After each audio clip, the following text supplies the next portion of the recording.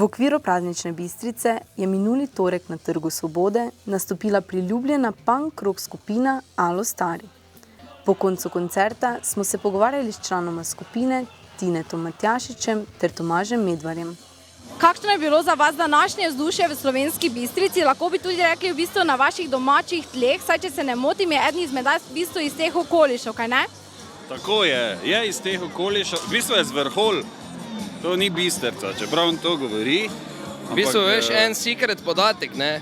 Jaz sem bil še pred 2 letoma tudi občan Slovenske Bistrice, tako by the way. Ja, tako da, vzdušje v Bistrici je tako, ko je vzdušje v Bistrici, ne? Že poleti je bilo ful dobro, že poleti na gradu je bilo ful dobro, danes je bilo pa še boljše. Tako. Po vašem Vrešpilu, katerega ste v bistvu organizirali v Ljubljani in v Mariboru, ne? Se govori, da ste band, ki je v bistvu skate punk vrnil v prve vrste slovenske scene. Kako se v bistvu počutite vi ob takšnih izjavah in da ste nam le v 3 letih vašega delovanja v bistvu z vašo skupino in pesmimi nekako neizmerno približali ta punk? Tine Matjašič, pevec skupine Alo Stari.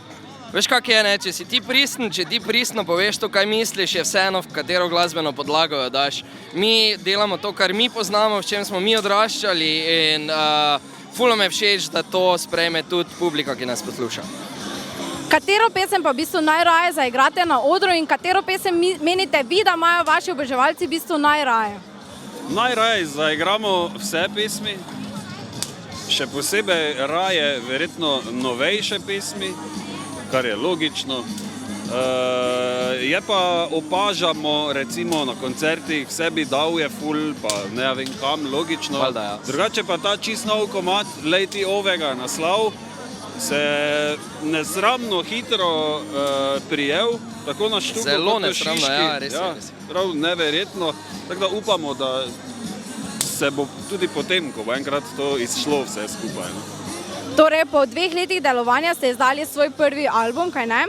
In ste že kaj v bistvu razmišljali o drugih albumih in tudi v sodelovanju s kakim drugim artistom, ko ste recimo zdaj z MKM, ne? Zdaj, da bi sodelovanje z nekom drugim, to se mora zgoditi organsko, pač do tega mora priti, ne?